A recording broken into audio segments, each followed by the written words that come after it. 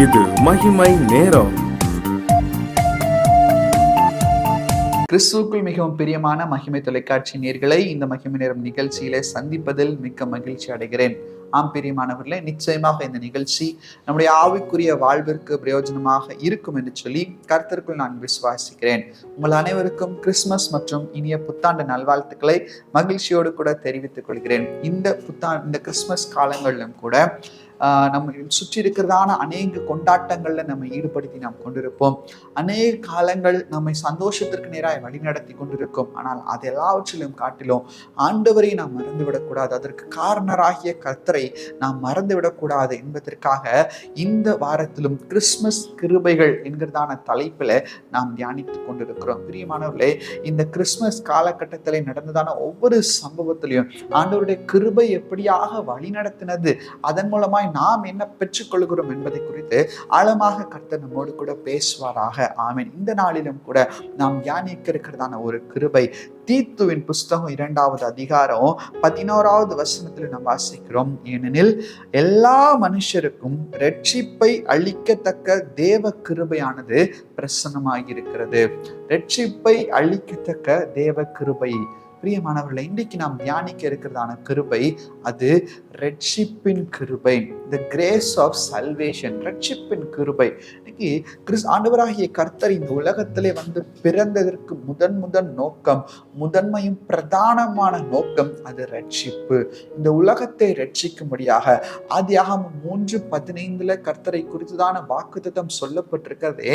அந்த வாக்குத்தத்தம் ஏதேன் தோட்டத்திலே மனிதன் ஒருவேளை பாவத்திலே விழுந்து போனானே, மனிதன் பாவத்திலே விழுந்து போனதை மீட்டு ரட்சிக்கும்படியாக அன்று முதல் தலைமுறையாக காலங்களாக பாவம் மனிதனை ஆட்கொண்டு கொண்டே வந்தது. இந்த பாவத்திலிருந்து மனிதனை மீட்கொள்ளும்படியாக தான் ஆண்டவராகிய கர்த்தர் இந்த உலகத்திலே வந்து பிறந்தார். ரத்தம் சிந்துதல் இல்லாமல் பாவ மன்னிப்பு இல்லை என்று சொல்லி வேதத்துல வாசிக்கிறோம். மனிதன் என்ன செய்கிறான்? தன்னுடைய பாவத்தை நிவர்த்தி செய்யும்படியாக ஒருவேளை ஆடுகளை பலியிடுகிறான், இல்ல மிருக ஜீவன்களை, கோழிகளை பலியிடுகிறான், பறவைகளை பலியிடுகிறான். இதன் மூலமாய் தன்னுடைய பாவம் நிவர்த்தியாயிற்று என்கிறதான ஒரு எண்ணம் மனிதனுக்குள்ளாக இருந்தது. இவையெல்லாம் மாற்றி மனிதனுடைய பாவத்திற்காக குற்றமறியாத என்னை நானே பலியாய் கொடுக்கிறேன் என்று சொல்லி ஆண்டவர் இந்த உலகத்திலே வந்தார். இதுதான் கிருபை. யோசித்து பாருங்க, நாம் ஒருவேளை இதை செய்யாதன்னு சொல்லி ஒரு சின்ன பிள்ளைகிட்ட நம்ம சொல்லி இருக்கும்போது அந்த சின்ன பிள்ளை திரும்ப அதை செய்து கொண்டிருந்தால் நமக்கு என்ன வரும்? நிச்சயம் நம்ம ரொம்ப பொறுமையாக இருப்போம். ஆனா ஒரு கட்டத்துல நமக்கு கோபம் வரும், நம்ம அந்த பிள்ளையை தண்டிக்க கூட நம்ம நேரிடும். ஆனால் அதே போலதான் ஆண்டவர், அப்பா இதை செய்யாதீர்கள் என்று சொல்லி அநேக வரையறைகள்லாம் நமக்கு கொடுத்திருக்கிறார். அநேக நேரத்துல அநேக கட்டளைகளை கர்த்தர் நமக்கு கொடுத்திருக்கிறார். இந்த கட்டளைகள் எல்லாவற்றையும் நாம் நடக்க வேண்டும், இதன்படியெல்லாம் நான் வாழணும், இப்படியெல்லாம் நீ செய், இப்படியெல்லாம் செய்ன்னு சொல்லி ஆண்டவர் சரியான வழியை காட்டின போதும் நிறைய நேரத்துல மனிதன் என்ன செய்கிறான்? அதை விட்டு விலகி போகிறான். இதை செய்யாதே என்று சொல்லுகிறான். நெருப்பு சுடுன்னு சொன்னா அதுலதான் கை வைத்து பார்க்க வேண்டும் என்று சொல்லி இந்த மனிதனுடைய எண்ணம் ஆசை கொண்டது.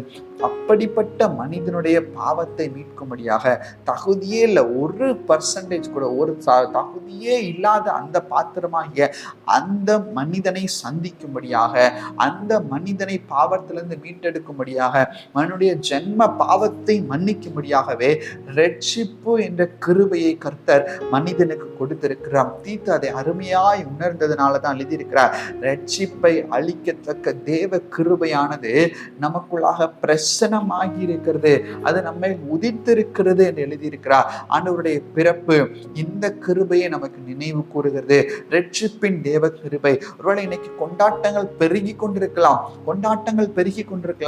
ரட்சிப்பு என்கிறதான தேவ கிருபையை மறந்து போய் கிறிஸ்து எதற்காக பிறந்தாரோ அதிலேயே பாவத்தை மனிதன் செய்து கொண்டிருக்கிறதை பார்க்கிறோம். இன்னைக்கு கிறிஸ்துமஸ், அதனால நான் இன்னைக்கு இந்த பாவத்தை நான் செய்ய போகிறேன், இந்த கடைக்கு நான் போக போகிறேன் என்று சொல்லி அநேக ஜனங்கள் ரட்சிப்பின் கிருபையை உணராதபடிக்கு செயல்பட்டு கொண்டிருக்கிறார்கள். இதுவா கிறிஸ்துமஸ்?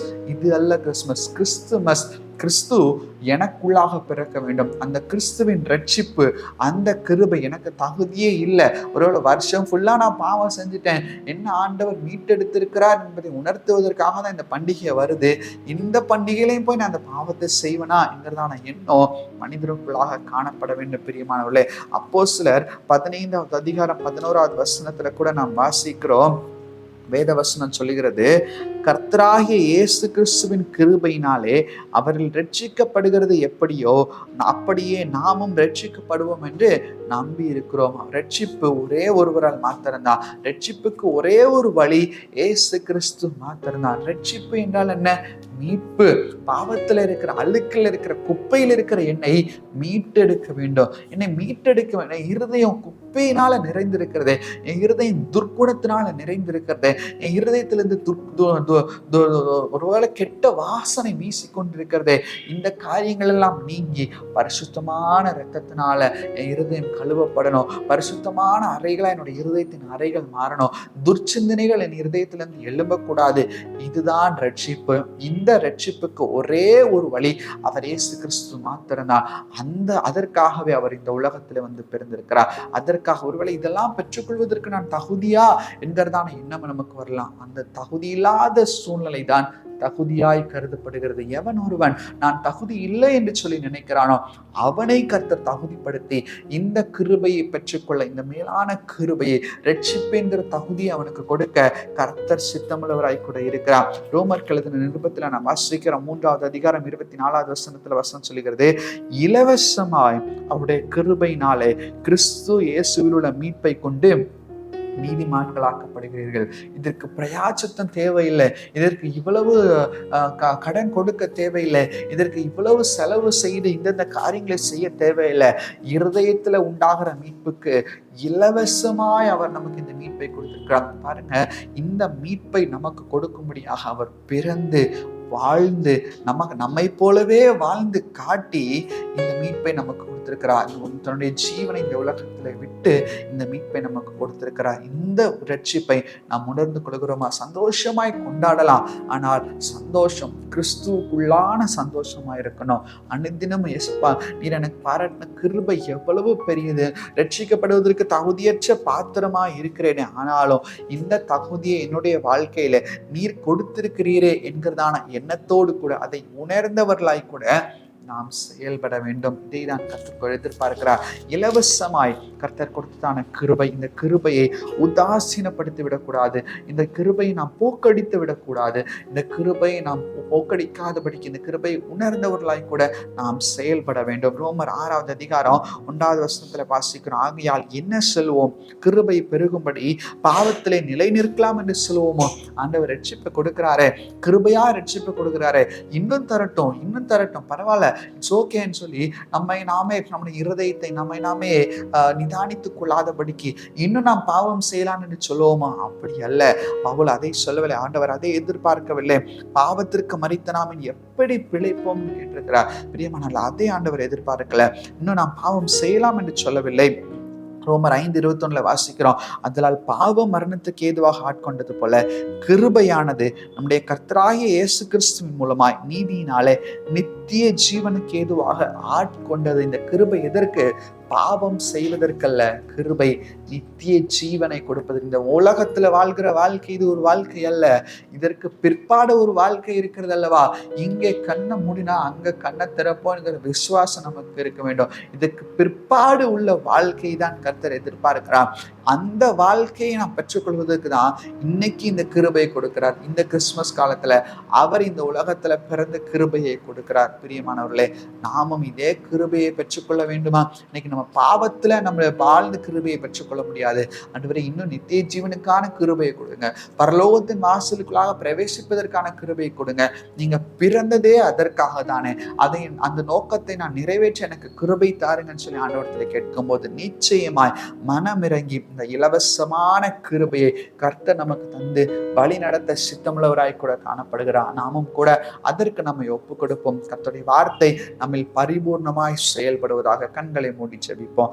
எங்களை நேசிக்கிறதான நல்ல தகப்பனை, இந்த நாளில் நீர் எங்களோடு கூட பேசின கிருபைகளுக்காக நன்றி அப்பா. ரட்சிப்பின் கிருபையை இந்த நாட்கள்ல நீர் எங்களுக்கு தருகிறீர், நன்றி அப்பா. இந்த ரட்சிப்பின் கிருபையை சரியாய் நாங்கள் உணர்ந்து கொள்ளணும். இன்னும் பாவத்துல நாங்கள் மூழ்கி இருக்காதபடிக்கு ரட்சிப்பின் கிருபையை தரித்து கொண்டவர்கள் கர்த்தாவே பரலோகத்தின் பிரஜைகளா நாங்கள் மாற்றப்பட கிருபை செய்யுங்க. நீங்க பிறந்தது ஆண்டவரே இந்த உலகத்துல ரட்சிப்பதற்காக, அந்த ரட்சிப்பு எனக்குள்ளாக வர வேண்டும் என்று சொல்லி யார் யார் உங்களுடைய சமூகத்திலே கேட்டுக்கொண்டிருக்கிறார்களோ ஒவ்வொருவருக்கும் அதற்கேற்ற கிருபையும் ஞானத்தையும் கர்த்தர் கொடுக்கும்படியாக ஜெபிக்கிறோம் சுவாமி. உமக்கே துதிகன மகிமை ஏறெடுக்கிறோம். மீட்பராம் இயேசுவின் ஈடு இணையற்ற நாமத்தில் வேண்டி ஜெபிக்கிறோம் எங்கள் ஜெபங்களும் நல்ல பிதாவே. ஆமென், ஆமென்.